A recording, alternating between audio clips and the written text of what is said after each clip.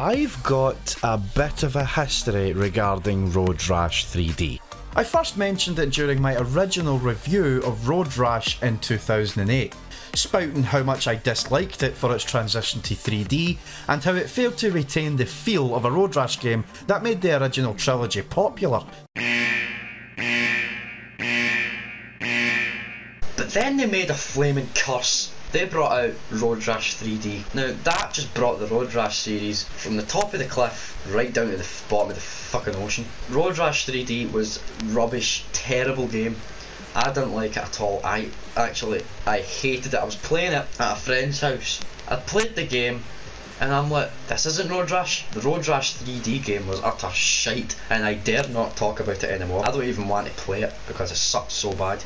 And I actually managed to review this game back in 2009. Leading up to that review, I was revelling in my apparent hate for it, lambasting it at every given opportunity, proving to myself that it was indeed the same game I hated growing up.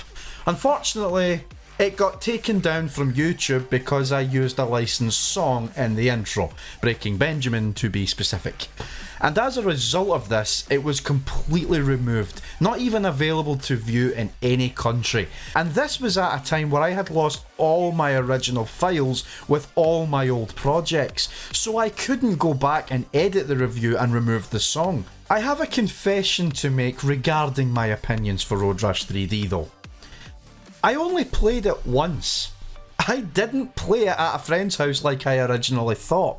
I think I might have rented it. I actually thought it was cool. A Road Rash game in 3D. I thought that was a brilliant idea. What happened was, in 2007, while I was looking up facts about Road Rash 1 for the review, I came across a screenshot of Road Rash 3D, and upon first glance I thought it looked horrendous. And I tried it out on an emulator to see what it was like, and I remember not enjoying it. Confused at the same time because I thought it was good as a child. You could say this was the first time I was blinded by a fog of nostalgia, and I vented that disappointment within my Road Rash 1 review, embellishing a few things of course. Road Rash 3D was my last review before I took a 2-year hiatus from making reviews, before I came back to try again in 2011. Where I reviewed Fade to Black, Streets of Rage 2 and Grand Theft Auto. But I still wasn't feeling inspired. I was actually feeling quite discouraged from making reviews because I lost all of my stuff. And because of that, I just stopped altogether. I didn't even upload those 3 reviews until I came back in 2016. The idea to try Road Rash 3D again came from when I rebooted my Classics Review series with Classics Review Remastered, and ultimately ending the show once again with a Road Rash review. This time it was the 3DO Road Rash game ported to the PS1. It was at that point I thought, well, I've pretty much reviewed all the original 3 Road Rash games twice, as well as this one. I think I owe it to myself to review Road Rash 3D again. So, I finally bought Road Rash 3D for the first time in my life. And since it was pretty much one of 2 reasons I halted my original Classics Review series for almost 7 years, and has been the bane of my hobby of making YouTube videos for almost double that time, I feel it fitting to make it the subject of my 20th episode of GB Reviews. The only difference I'm in hope of is that it doesn't end up being another curse like it was all those years ago. So reluctantly but also proudly, I am here to finally give my retrospective review and God's honest opinion of Road Rash 3D. Welcome to GB Gaming, where video games come first.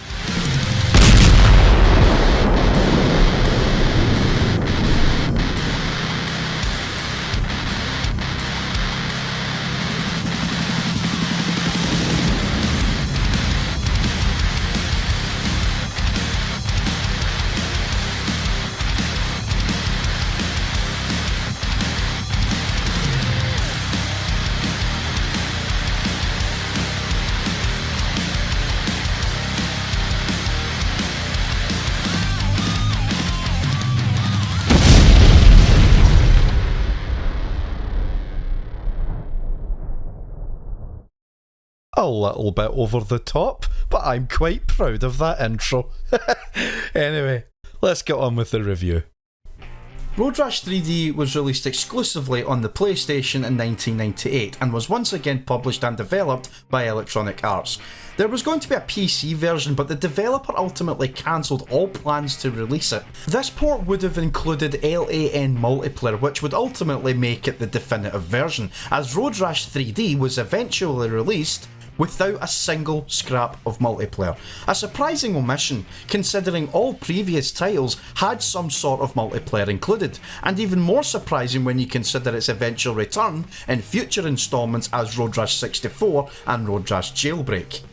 Upon first glance, Road Rash 3D's menu system bears a small resemblance to that of the 1994 3DO title, from the game modes to the general theme. Likewise, the same game modes make their return, Thrash Mode and Big Game Mode, with Time Trial being a new addition.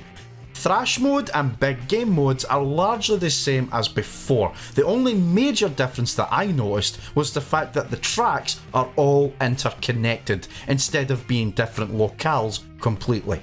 Once again, you have a selection of bikes to choose from and are split up into various classes: Racer, Sport, Rat and Cruiser.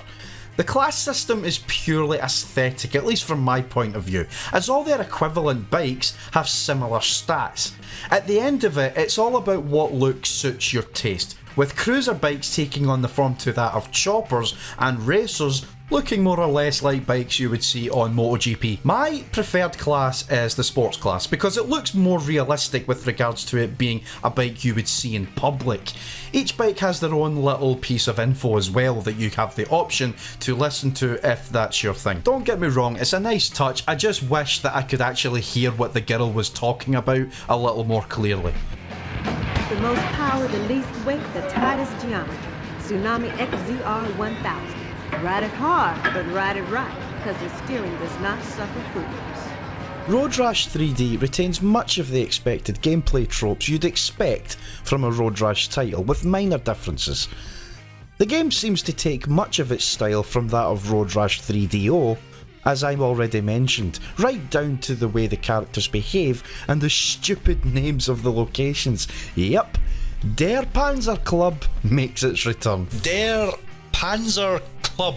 I don't know why they called it that. I don't see why Clubhouse didn't suffice. I maintain my original opinion from the last time, where the names make little sense, and what I find hilarious is the only game mode that actually sounds like a game mode is Time Trial. Why stop there?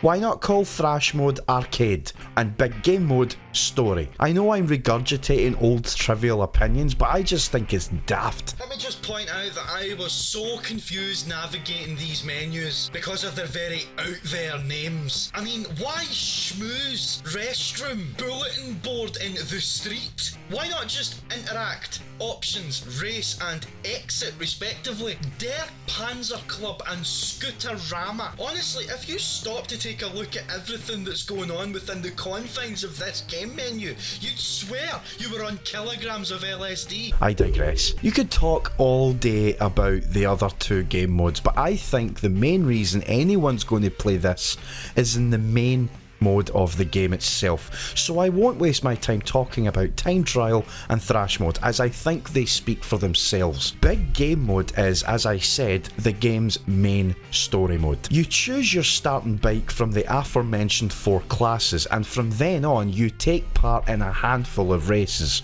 sometimes doing the same race twice, and once you finish the top 3 in all of those races, you eventually level up and drive on longer tracks. It's pretty much the same idea as every other title prior, just with a different coat of paint and a 3D engine, which I personally didn't like, but I will cross that bridge when I come to it. But let's talk about what's important though, the gameplay. Well, is it good?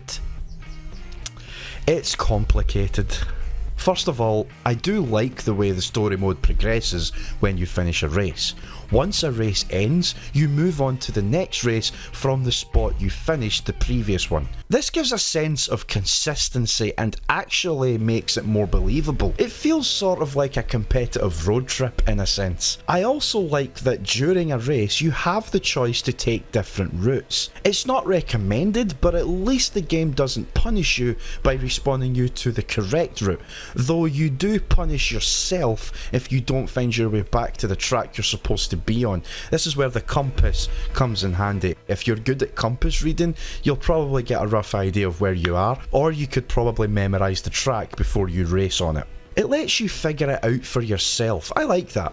On one race, I went the wrong way, then continued off course before making it back onto the track I was supposed to be on. I ultimately ended up finishing in 11th place in that race, but I reckon I could have caught up if I hadn't kept crashing my bike. Which leads me to a pretty frustrating aspect within this game, and that is the controls. More often than not, it felt like I was controlling a tank around bends.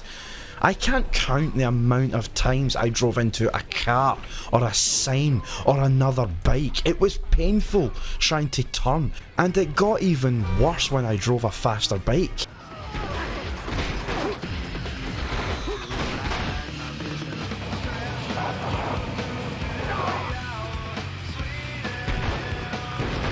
Hitting opponents doesn't feel very responsive either. I don't feel like I'm actually hitting other bikers, and if I'm brutally honest, I don't think the combat is the focus of this installment. I think the game focuses more on the race itself, with the combat taking a back seat, which is a shame, as I really enjoyed the combat in Road Rash 1, 2 and 3, and even the 3DO version as well. But with Road Rash 3D, it felt like a huge disappointment. There were one or two occasions where I was able to get into a fight with more than one racer at a time, but most of the race it doesn't really happen. It's only when it gets near the end of the race that the opponents start to catch up and try to attack you. Now, I don't know if this was deliberately programmed this way or if it was just my luck, but there were times where if I really wanted to fight other racers, I felt like I had to force myself to do it. I think if I wanted to race from start to finish without swinging a hit at anyone, I could. In fact, I did more than once. But as I mentioned a minute ago, crashing the bike is almost a certainty. I think it happens way too many times, and more often than not it's due to the awkward controls. At least you can run people over though. That makes up for all that, doesn't it? There is one aspect about the controls that I will praise, and that is the inclusion of dual analog control. I will always have time for a racing game from the PS1 or PS2 that allows me to use the right analog stick to accelerate and decelerate respectively. Not a lot of racing games allowed this, and those that did were always much better played.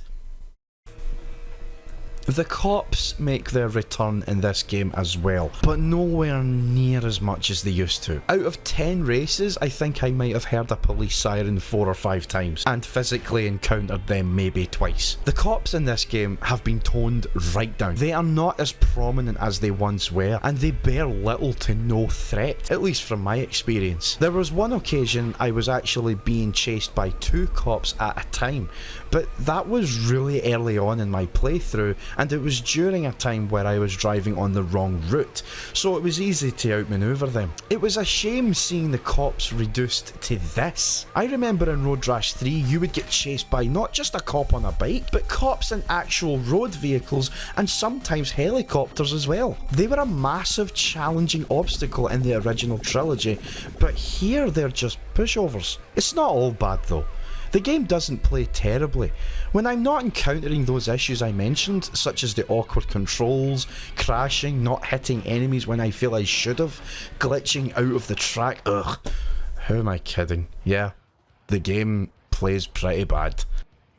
It is somewhat playable, and there is some fun to be had here if you can figure out the learning curve that is the controls. Once you get the hang of it, it can be a decent experience, but it doesn't happen often, and the game doesn't allow it to happen often, and it doesn't have a patch on previous installments, in my opinion. The one thing that stood out to me in this game was the abundance of licensed music, just like the 3DO version before it. I'm personally not a fan of it, as I much preferred the instrumental music akin to the original 3 games. The music isn't that bad though, I'll say that much, but I do have to admit I have no idea who these bands are, except maybe one or two. The music is done by the likes of Sugar Ray, Kid Rock, Civ, The Mermen, Full of the Mouth, The Tea Party and Soundgarden.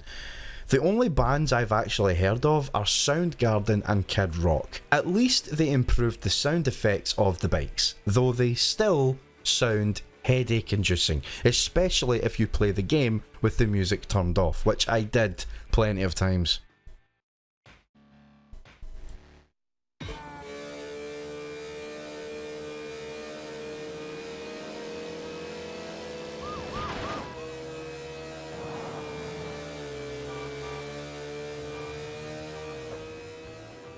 Let's have a quick talk about the visuals.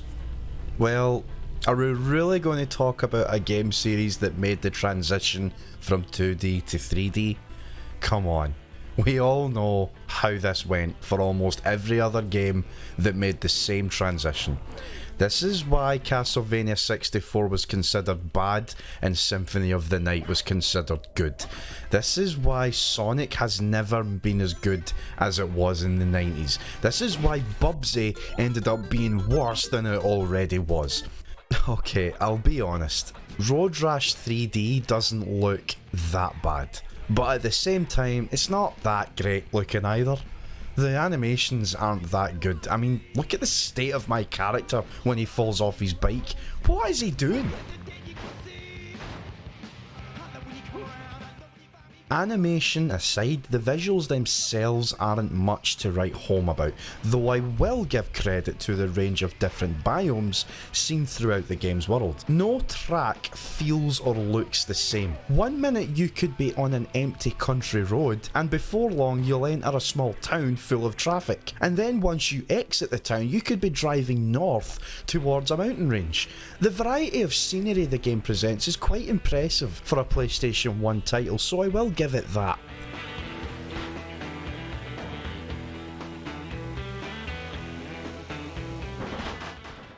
Do I think Road Rash 3D is worth picking up? Do you want my honest answer? After 12 long years since my first revisit of this game, do I still maintain that it's as bad as I said it was? The short answer is no, that it's not worth picking up. But the long answer is as follows. Let me first take a look at the feedback that the game received from other outlets. As you can see, the game was neither liked nor disliked. It was regarded as okay. I echo a few complaints, but I disagree with others. I fully agree that it suffered from the curse of coming into the 3D world and having a lot of setbacks as a result.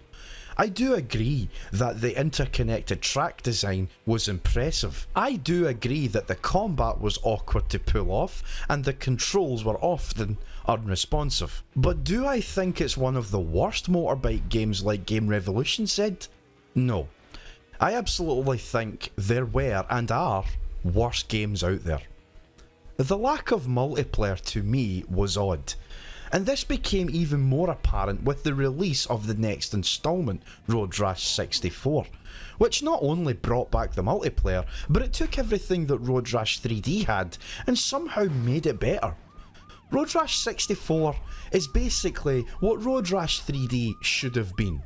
It had better controls, multiplayer, and it was ultimately a better game from a gameplay perspective, with the only glaring downgrade being the obvious drop in visual quality. Because it's an N64 game, what do you expect? It's on a cartridge. The final game in the Road Rash series, Road Rash Jailbreak, put more of a focus towards two-player co-op, but sadly emphasises more on the racing rather than the combat, more so than Road Rash 3D did. and the game itself was met with slightly higher reviews than Road Rash 3D, though not by much. It was at this point I feel that Road Rash had officially needed to come to an end, and to an extent it did. If you're going to pick any Road Rash game up from the 3D era, like if you have to pick any of them, I would say pick up Road Rash 64. But if you don't have an N64, then just drop your money on the 3DO port on the PlayStation 1.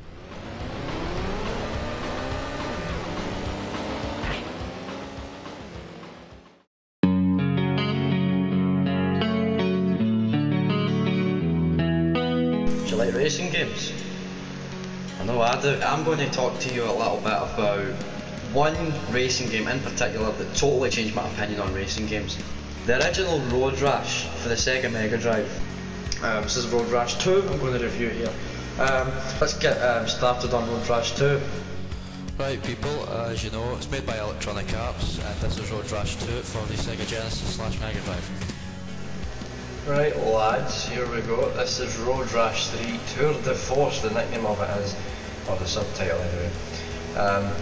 Okay, so it's basically similar to Road Rash 2 in terms of the main menu, but in terms of gameplay it's completely changed. Have a look at the original Road Rash for the Sega Mega Drive. And today I'm going to be taking a look at Road Rash 2 for the Sega Mega Drive. Into here. So let's get this review underway. Welcome to the final episode of Classics Review Remastered. This is Gamerboy talking here, and this is Road Rash 3 for the Sega Mega Drive. Enjoy. About the original. So let's get started with this episode of Classics Review by taking a look at Road Rash 95 for the PlayStation 1. My history with Road Rash ended with Road Rash 3D.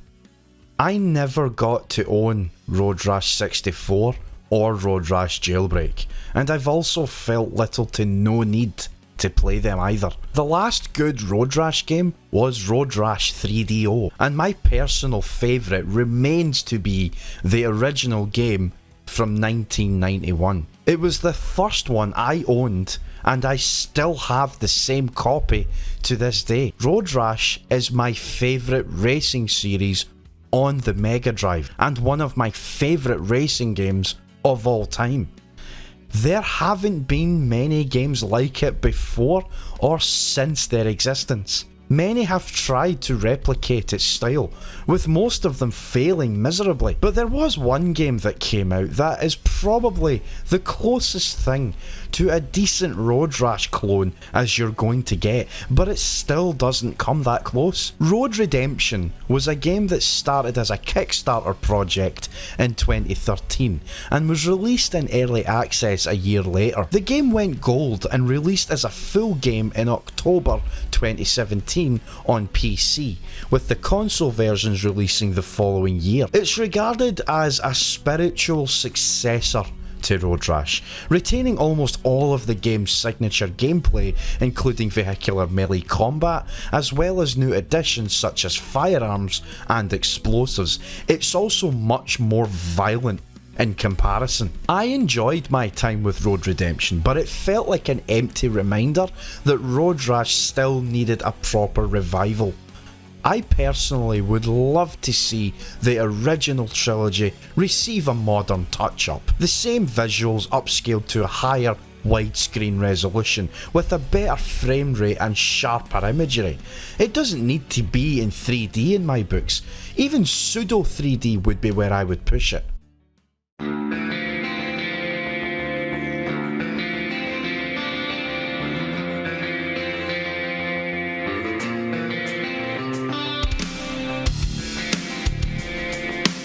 In conclusion, Road Rash 3D was not a great title, but it wasn't the worst. Was it a bad Road Rash game? Oh, absolutely, you better believe it. But it still isn't as bad as I originally said it was. I do not hate Road Rash 3D, I just don't think it's that good. What I'm trying to say is if I were to give this game a score, I would give it a 6 out of 10. It does some things right, like the interconnected maps and track designs, but it fell flat in the gameplay department, and if gameplay takes a hit, then the score takes a big hit as well. If it was the other way around, I'd forgive anything so long as the gameplay was solid and there were no obvious bugs. If that was the case, this game may have gotten an 8 or even a 9.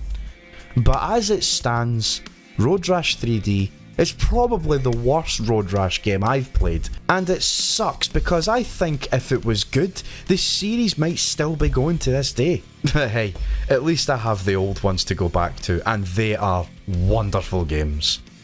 Well, another day, another review, done and dusted. I want to thank you for taking the time to watch it, and if you enjoyed it, you know exactly what to do. With that said, this has been Dave talking to you on GB Gaming, where video games come first. Thanks again, and I'll see you next time. Stay safe and enjoy life. Cheerio, goodbye.